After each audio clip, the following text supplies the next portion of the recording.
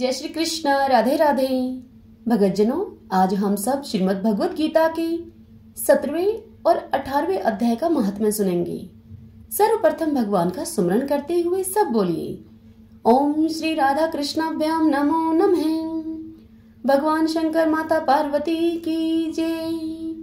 श्री लक्ष्मी नारायण भगवान की जय। यह कथा आप सब पद्म पुराण से सुन रहे हैं। भगवान शंकर माता पार्वती से कहते हैं, हे देवी पार्वती, अब तुम 17वें अध्याय की अनंत महिमा का श्रवण करो। राजा खड़गबाहु के पुत्र का दुशासन नामक एक नौकर था। वह बड़ी खोटी बुद्धि का मनुष्य था। एक बार वह मांडलिक राजकुमारों के साथ में बहुत धन की बाजी लगाकर हाथी पर चढ़ा और कुछ ही कदम आगे जाने पर लोगों के मना करने पर भी वह मूढ़ हाथी के प्रति जोर जोर से कठोर शब्द करने लगा।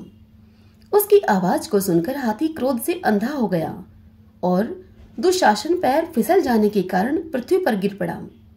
दुशासन को गिरकर कुछ उच्च श्वास लेते हुए देखकर काल के समान निरंकुश हाथी ने क्रोध में भरकर उसे ऊपर की ओर फेंक दिया। ऊपर से गिरते ही उसके प्राण निकल गए।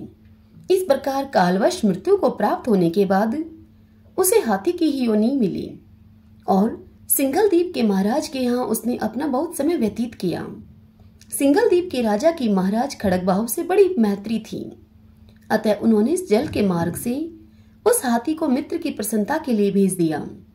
एक दिन राजा ने श्लोक की समस्या पूर्ति होने से संतुष्ट होकर किसी कवि को पुरस्कार रूप में वह हाथी दे दिया और उन्होंने 100 स्वर्ण मुद्राएं लेकर उसे मालव नरेश के हाथ बेच दिया। कुछ काल व्यतीत होने पर वह हाथी यत्नपूर्वक पालित होने पर भी असाध्य ज्वर से ग्रसित होकर मरणासन हो गया। हाथीवानों ने जब उसे ऐसी शोचनीय अवस्था में पड़ा हुआ देखा तो राजा के पास जाकर हाथी के हित के लिए शीघ्र ही सारा हाल कह सुनाया और हाथीवानों ने कहा कि हे महाराज, आपका हाथी अस्वस्थ जान पड़ता है। उसका खाना पीना और सोना सब छूट गया है। हमारी समझ में नहीं आता कि इसका क्या कारण है। हाथीवानों का बताया हुआ यह समाचार सुनकर राजा ने हाथी के रोग को पहचानने वाले चिकित्सा कुशल मंत्रियों के साथ उस स्थान पर पदार्पण किया जहां पर हाथी ज्वरग्रस्त होकर पड़ा था। राजा को देखते ही उसने ज्वर जनित वेदना को भूलकर संसार को आश्चर्य में डालने वाले वाणी में कहा, संपूर्ण शास्त्रों के ज्ञाता, राजनीति के समुद्र, शत्रु समुदाय को परास्त करने वाले तथा भगवान विष्णु के चरणों में अनुराग रखने वाले महाराज, इन औषधों से क्या लेना है? वैदों से भी कुछ लाभ होने वाला नहीं है। दान और जप से भी क्या सिद्ध होगा? आप कृपा करके गीता के 17वें अध्याय का पाठ करने वाले किसी ब्राह्मण को बुलवाइए। हाथी के इस कथन के अनुसार राजा ने सब कुछ वैसा ही किया। तदंतर गीता पाठ करने वाले ब्राह्मण ने जब उत्तम जल को अभिमंत्रित करके उसके ऊपर डाला तो दुशासन गजयोनि का परित्याग करके मुक्त हो गया। राजा ने दुशासन को दिव्य विमान पर आरूढ़ एवं इंद्र के समान तेजस्वी देखकर उससे पूछा कि तुम्हारी पूर्व जन्मों में क्या जाति थी, क्या स्वरूप था तुम्हारा, तुम कैसा आचरण करते थे और किस कर्म से तुम यह हाथी की योनि होकर आए थे, ये सारी बातें मुझे बताओ। राजा के इस प्रकार पूछने पर संकट से छूट जाने वाले दुशासन ने विमान पर बैठे बैठे स्थिरता के साथ अपना यथावत समाचार कह सुनाया। तत्पश्चात नरश्रेष्ठ मालव नरेश ने गीता के 17वें अध्याय का जप करना आरंभ किया। इससे थोड़े ही समय में उन राजन की मुक्ति हो गई। श्री पार्वती जी ने कहा कि हे भगवान, आपने 17वें महात्म्य का अध्याय मुझे बतलाया, अब आप 18वें अध्याय का महात्म्य का वर्णन कीजिए। तब भगवान शंकर बोले, हे गिरिनंदिनी, चिन्मय आनंद की धारा बहाने वाले 18वें अध्याय के पावन महात्म्य को, जो वेदों से भी अति उत्तम है, तुम श्रवण करो। यह संपूर्ण शास्त्रों का सर्वस्व, कानों में पड़ा हुआ रसायन के समान तथा संसार के यातना जाल को छिन्न भिन्न करने वाला है। सिद्ध पुरुषों के लिए यह परम रहस्य की वस्तु है। इसमें अविद्या का नाश करने की पूर्ण क्षमता है। यह भगवान विष्णु की चेतना तथा सर्वश्रेष्ठ परम पद है। इतना ही नहीं, यह विवेकमयी लता का मूल, काम, क्रोध और मद को नष्ट करने वाला है।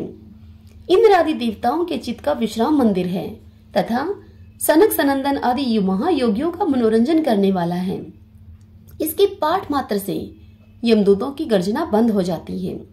हे पार्वती, इससे बढ़कर कोई ऐसा रहस्य या उपदेश नहीं है जो संतप्त मानवों के त्रिविध ताप को हरने वाला और बड़े बड़े पातकों का नाश करने वाला हो।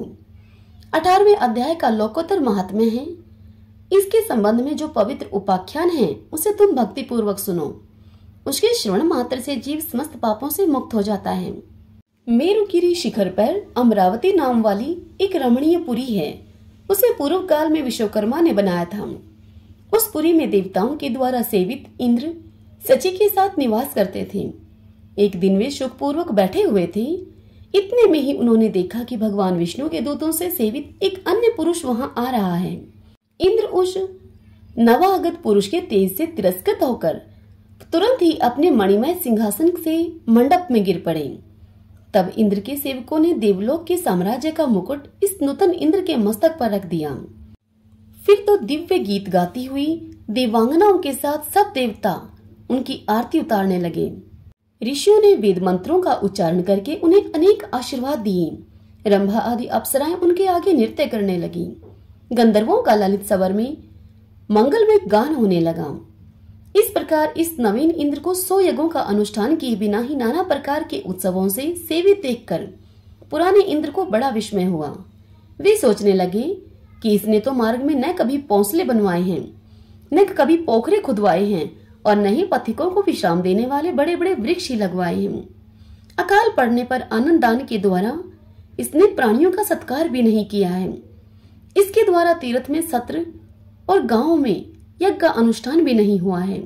फिर इसने यहाँ भाग्य की दी हुई ये सारी वस्तुएं कैसे प्राप्त की हैं? इस चिंता से व्याकुल होकर इंद्र भगवान विष्णु से पूछने के लिए वेगपूर्वक क्षीर सागर के तट पर गए और वहां अकस्मात अपने साम्राज्य से भ्रष्ट होने का दुख निवेदन करते हुए उनसे बोले, हे लक्ष्मीकांत, मैंने पूर्व काल में आपकी प्रसन्नता के लिए 100 यज्ञों का अनुष्ठान किया था। उसी के पुण्य से मुझे इंद्र पद की प्राप्ति हुई थी, किंतु इस समय स्वर्ग में कोई दूसरा ही इंद्र अधिकार जमाए हुए बैठा है। उसने तो न कभी धर्म का अनुष्ठान किया है न यज्ञों का, फिर उसने मेरे दिव्य सिंहासन पर कैसे अधिकार जमाया है?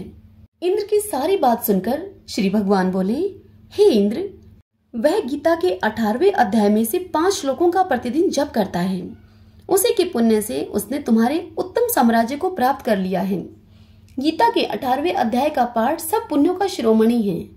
उसी का आश्रय लेकर तुम भी अपने पद पर स्थिर हो सकते हो।